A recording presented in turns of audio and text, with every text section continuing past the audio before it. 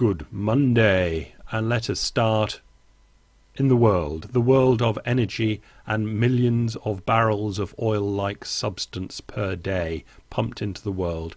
This chart starts in 2008, and just a little later in July 2008 the price was so high the world was pumping lots of it, and that was above what was the plateau, which was 2004, 2005, 2006, 2007, and 2008 when the price went up, so did kick up off that plateau. Big plunge down in 2009 with the price as well, and since the production of oil, the use of oil, has gone up and well through what was that flat plateau. Of most interest today is the new figures in for June, and they're pointing down again. You can see that they do go up and down, so we can't really say anything, but it's certainly flat for 2012 with that last little turn down, probably meaning that that is because of the start of what we're starting to see, which is the global slowdown of growth, maybe. But there's been quite a bit of a slowdown already, and still they're finding all sorts of oil and oil substitute stuffs to put in this sort of a chart and burn out there in the world.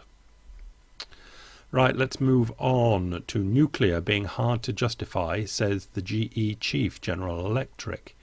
Nuclear power is so expensive compared with other forms of energy that it has become really hard to justify, according to the chief executive of General Electric, one of the world's largest suppliers of atomic equipment.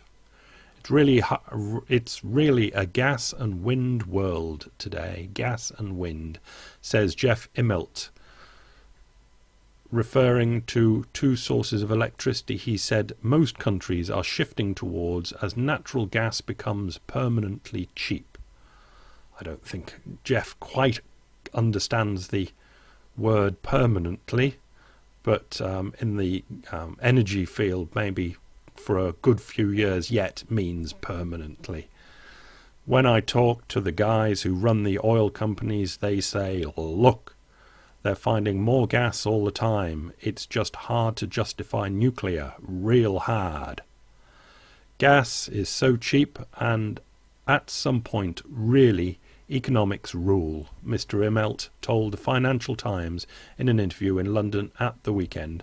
So I think some combination of gas and either wind or solar, that's where we see most countries around the world going. From Bloomberg Business Week we read, Wellspun Energy Limited, India's biggest developer of solar projects, said the nation will surpass its sun power generation target by twofold over the next decade amid shortages of coal and natural gas. A lot of investment planned for thermal power projects will go to renewables, said Vinit Mittal, managing director of the company, a unit of Wellspun Group backed by Apollo, and his co-founder. Most people don't realize this yet, but India's power mix will change considerably. The company joins other developers in diverting new investments to renewable projects. CLP Holdings Limited, India's largest wind farm developer, said last month it's more likely to fund renewable projects after fuel shortfalls left a new coal-fired plant dead cold since April and cut generation at gas-fired facility in half. As we can see, the energy of the world isn't where it should be. There's going to be a lot of shipping energy around the place. Right, let's go. This is in Foreign Policy magazine, online obviously. Let's start with Montana, the now legendary Bakken Shale oil formation.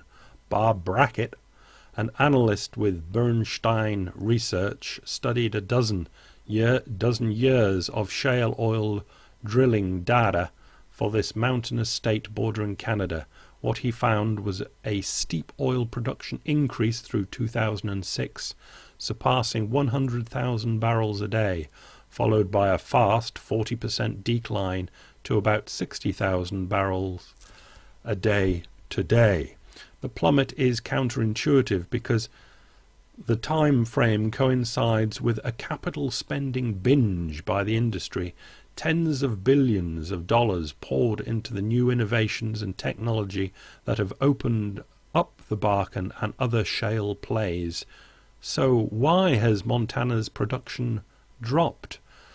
Resource plays, Brackett writes in a note to clients today, have limited finite drilling locations.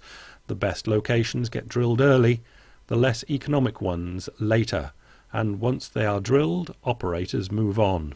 In other words, Brackett told me in a follow-up email, industry drilled the low-hanging fruit first and now can't find the same quality of opportunity. But surely this is just Montana, right, Bob? You don't mean to suggest that the entire Bakken formation, including North Dakota, on which so many North American projections centrally rely, is in trouble too? Sadly, that is precisely what Brackett means. In fact, he has quantified the Bakken production trajectory. The key number is 6. That is the longevity for some, of a Bakken well before it turns into a stripper. Industry argot for a worn-out nag producing just 10 or 15 barrels a day, from 400 barrels a day at its peak. Right now, just 200 modern Bakken wells are strippers, but in roughly 6 years there will be 4,000 of them. Brackett says all good things in the oil patch come to an end. In the case of North Dakota, that is a long time, years off, but even that too will suffer the same fate as Montana. Permanently nothing. Right, where's this one from? Los Angeles Times, I think. Standing in the dispatch office of the North Antelope Rochelle mine near Gillette, Wyoming, Scott Durgin pointed at a flat panel display. The regional vice president for Peabody Energy, smiled. The most productive coal mine in the world was on target. Since midnight, about 1 train an hour had been loaded, each carrying about 16,000 tons of coal. I asked Durgin how long Peabody could continue mining in the region. Easily for 5 more decades, he replied. There's no end to the coal here. Well, I think that's technically correct, but lots of coal. The Peabody mine, along with about 1,300 other coal mines in the US, is being threatened.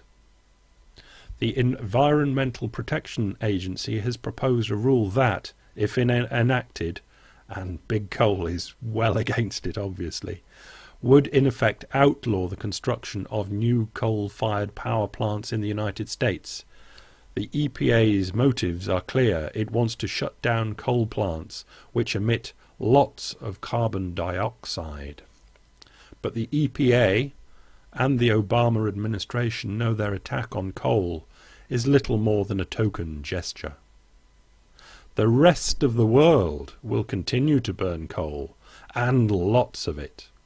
All of it. Reducing the use of coal in the US may force Americans to pay higher prices for electricity, but it will have nearly no effect on climate change. Some bugger's going to burn it.